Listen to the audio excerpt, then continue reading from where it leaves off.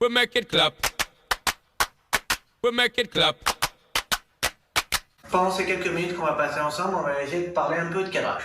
Cadrage qui est vraiment la phase clé en amont d'un atelier ou un workshop d'intelligence collective où on réunit des personnes.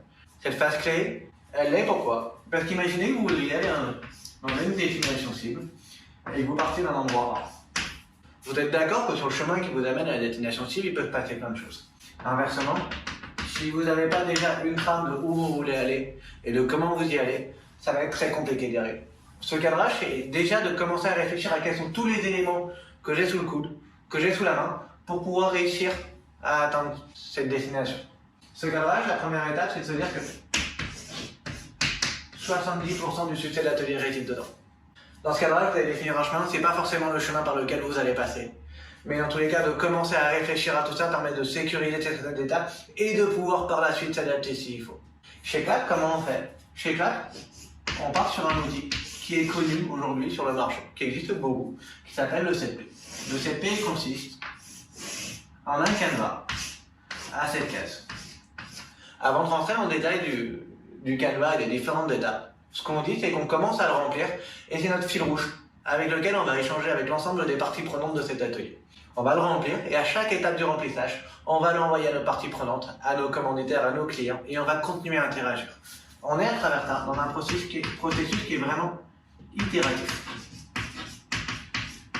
L'intérêt de l'itératif, c'est d'éviter d'avoir fait une usine à gaz qui est énorme, on a trop bien structuré, et que le client ou le commanditaire nous dise bah ouais, mais en fait, ça, c'est pas complètement clair. Deuxième avantage de l'itératif, c'est qu'on a pour vocation à pas être indispensable et à faire grandir aussi les commanditaires. De co-construire ensemble, de réfléchir ensemble, les aide à prendre un maximum de matière pour être autonome demain. Donc voilà pour le CP, donc c'est un canevas qu'on peut utiliser, qu'on peut envoyer très facilement. La première étape de ce canevas, on parle de pertinence. Pertinence, c'est vraiment l'objectif. Vous allez rentrer en détail de tous ces éléments du canevas. Un peu plus tard par la suite, au fur et à mesure des différentes vidéos. Mais déjà, c'est de se dire que je ne réunis pas un certain nombre de personnes sans savoir pourquoi je les réunis. Une fois que je sais pourquoi je les réunis, je rentre dans quelque chose qui s'appelle le produit. Je réunis à nouveau pas des personnes sans savoir ce que j'attends d'elles. On a besoin de clarifier ça. On invite des personnes qui vont participer à notre atelier.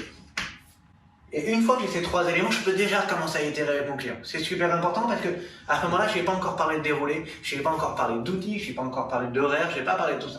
Donc ces éléments-là sont ultra importants à clarifier. C'est ça qu'on va chercher à vraiment cadrer. C'est notre clé de succès, elle est là. C'est bien en avoir clarifié ça. Une fois qu'on a fait ça, on peut commencer à voir quels sont les pièges qu'on peut trouver dans notre atelier et ça va continuer à driver nos conversations. J'ai de la hiérarchie, j'ai une salle trop petite, j'ai pas assez d'argent. Il y a plein de choses qui sont super importantes qui m'amener à me poser vraiment les bonnes questions par rapport à tout ça. Et une fois que j'ai bien clarifié tous ces éléments et que ça a déjà fait plusieurs échanges, je peux commencer à réfléchir à quel processus je veux mettre en place, qu'est-ce que j'ai besoin de préparer et qu'est-ce que j'ai besoin comme outil pour y arriver.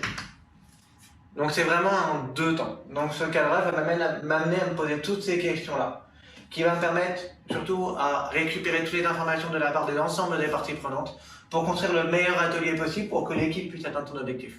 C'est vraiment ça le cadrage et c'est vraiment une étape qui permet de sécuriser au maximum les choses, même si demain, la façon dont vous allez le faire et le chemin que vous allez prendre ne sera pas forcément le même, vous serez prêt à vous adapter. We make it clap. We make it clap. Voilà pourquoi on fait un cadrage et que le cadrage est vraiment une des clés de succès de notre atelier.